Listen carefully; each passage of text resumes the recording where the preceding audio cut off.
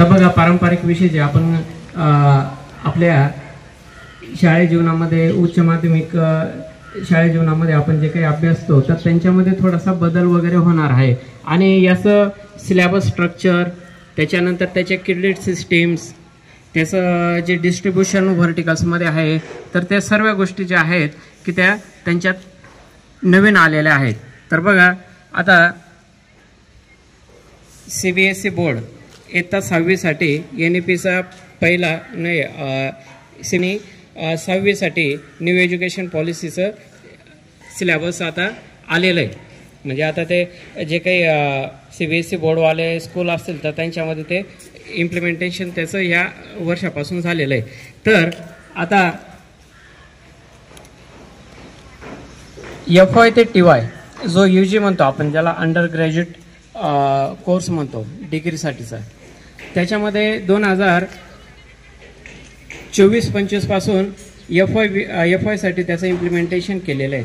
तर आता त्याच्यामध्ये प्रामुख्याने जे काही बदल आहेत तर ते कशा पद्धतीचे आता बघा आर्ट्स फॅकल्टीचे जे काही 11वी-12वीचे विद्यार्थी असतील तर त्यांच्यासाठी 6 विषय आपले पारंपरिक आहेत.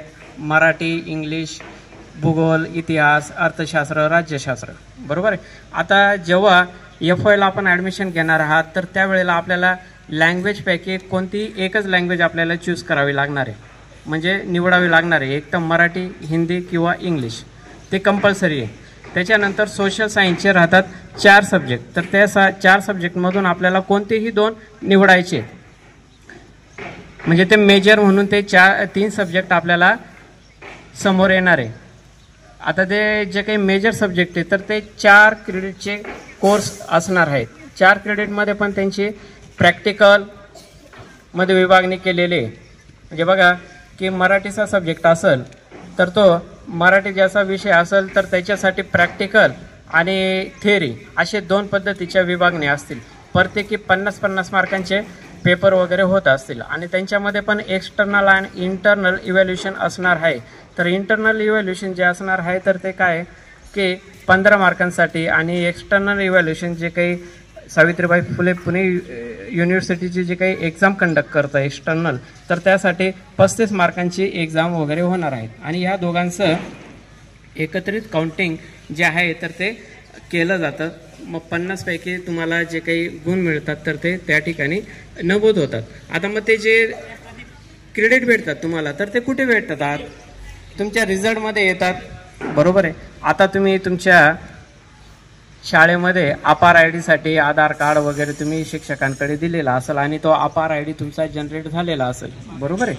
तर त्या अपार ID मध्ये तुम्ही जे पण विषय शिकणार आहात त्याचे क्रेडिट डायरेक्ट ABC बँकमध्ये तुमचे जमा होणार आहे म्हणजे ते डिपॉझिट तिथं होतील. आता याचा उपयोग कसा की तुम्ही FY, SY, TY या 3 वर्षांमध्ये जे काही क्रेडिट तुम्ही कमावलेले असतील तर त्याचं संचयन त्या ठिकाणी होत असतं. बरोबर आहे. आणि पुढे तुम्हाला कोणतेही सेक्टर प्रायव्हेट सेक्टर किंवा गव्हर्नमेंट सेक्टरमध्ये तुमचा जेव्हा तुम्ही रिझ्यूम देतात तर त्यासोबत तुमचा जो काही ABC ID असतो तर त्या ठिकाणी तुमचं क्रेडिट दिसतं की त्यांच्यासाठी असलेलं जो काही पोस्ट आहे त्यासाठी पर्टिक्युलर जो काही एम्प्लॉई आहे तर तो बसतो का आहे की नाही ते त्यांना सोपं जातं. आणि त्याच्यानंतर बघा आता मागे सांगितलं त्याप्रमाणे 3 सब्जेक्ट जे आहे तर ते मेजर म्हणून तुम्हाला घ्यावे लागतात. बरोबर आहे.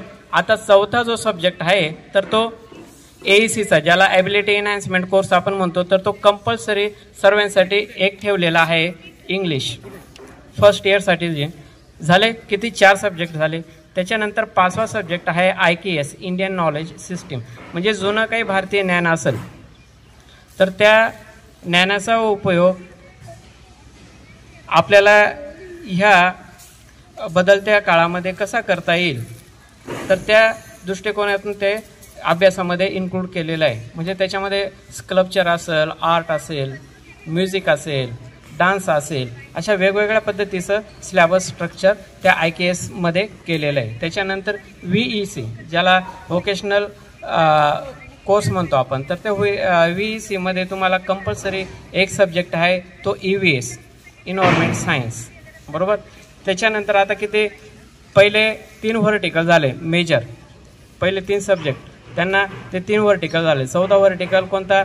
AECचा कंपल्सरी इंग्लिश, 5वा IKS, 6वा VEC, 7वा जे आहे तर ते स्पोर्ट. आता बघा की आपल्या भागातले बरेचसे विद्यार्थी ग्राउंड लेवलला चांगली कामगिरी करतात, कबड्डी असो खो खो असो, तर त्याच्यातून सुद्धा त्या विद्यार्थ्याला क्रेडिट भेटत असतात, 2 क्रेडिट भेटत असतात. त्याचं तुम्ही चांगल्या पद्धतीने प्रेझेंटेशन केलं कॉलेज लेवलला युनिव्हर्सिटी लेवलला तर तुम्हाला प्रमाणपत्र भेटतं, तर ते क्रेडिटमध्ये त्याची गणना होत असते आणि ते तुम्ही पुढे जॉब शोधता तर त्यासाठी ते उपयोगी पडत असतं. म्हणजे कुठे आर्मीमध्ये असेल, पोलीस भरतीमध्ये असेल, आहे की नाही. आणि त्याच्यानंतर जो 8वं व्हर्टिकल आहे तर त्या 8वं व्हर्टिकल कल्चरल ॲक्टिव्हिटीज. जे बघा की आपल्याकडे सुप्त काही पोटेन्शियल गुणधर्म असतात की कोणाला भाषणाची कला अवगत असते चांगल्या पद्धतीने, कोणाला डान्स जमतं, कोणाला सिंगिंगमध्ये चांगल्यापैकी टॅलेंट असतं, तर त्यासाठी तुम्हाला क्रेडिट भेटणार आहे. तर त्यासाठी तुम्हाला 2 क्रेडिट ते 8वं व्हर्टिकल असणार आहे. मग ते कुठे आपल्याला एक्सप्रेस करता येतं? बघा गॅदरिंग असते आपल्या कॉलेजला, शाळेमध्ये, तिथं आपण रिप्रेझेंट करतोच ना. डान्सिंग असेल किंवा सिंगिंग असेल, नाटकं असतील, आहे की नाही. तर त्यांचं सर्व काउंटिंग जे आहे तर ते हे 8 व्हर्टिकलमध्ये त्यांचं काउंटिंग वगैरे होणार आहे. FY BAचा जर तुम्ही कोर्स केला तर त्या कोर्सला तुम्हाला एकूण टोटल 40 क्रेडिट आहेत. 48 क्रेडिट आहेत. तर ते तुमचं डायरेक्ट ABCID मध्ये जमा होतं आणि जेव्हा तो तुमचा मार्कशीट येतो तर त्या मार्कशीटवरती काय लिहिलेलं असतं? Certificate course in BA, BSc, BCom अशा पद्धतीचं त्याचं असतं. म्हणजे बघा एखादा विद्यार्थ्यांनी जर कधी FYS केलं आणि परत त्याला वाटलं की तो कुठे जॉईंट झाला जॉबला तर त्याला ते कॉलेज करणं शक्य नाही आहे, तर त्यासाठी त्याला सर्टिफिकेट भेटतं. ओके, त्याची व्हॅलिडिटी जवळपास 4 वर्षांसाठी असते. आणि ज्याने SY केलं म्हणजे ज्याला आपण आपल्या सोप्या भाषामध्ये 13वी नंतर 14वी केली पूर्ण केली तर त्यासाठी त्याला diploma in BA, BCom, BSc अशा पद्धतीचे त्याला सर्टिफिकेट भेटतं. बरोबर आहे.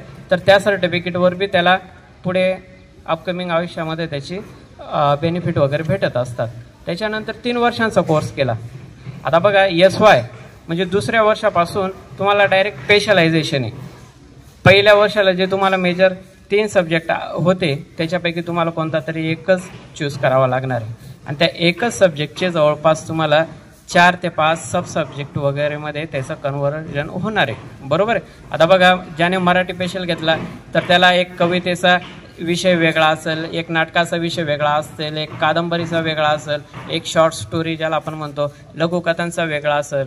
बरोबर आहे. तर अशामध्ये त्यांची विभागणी वगैरे होत असते. बरोबर आहे. तर त्याच पद्धतीने इतर सब्जेक्ट पण होत असतात. मग याला आता प्रॅक्टिकल आहे. आता प्रॅक्टिकल म्हणजे कसं की मराठीचं असेल तर त्याला संभाषण कला यायला पाहिजे, त्याच्यासाठी प्रॅक्टिकल वगैरे आहेत. FYसाठी त्याला विद्यार्थ्याला प्रॅक्टिकल त्या पद्धतीने बोलता यायला पाहिजे, स्वतःला एक्सप्रेस करता यायला पाहिजे, सूत्रसंचालन कसं करावं. बरोबर आहे की नाही. की ह्या ज्या गोष्टी असतात तर त्या आपल्याला अपकमिंग आपल्या जीवनामध्ये उपयोगी पडत असतात. कुठे जर आता काही कार्यक्रम असला, बरोबर आहे,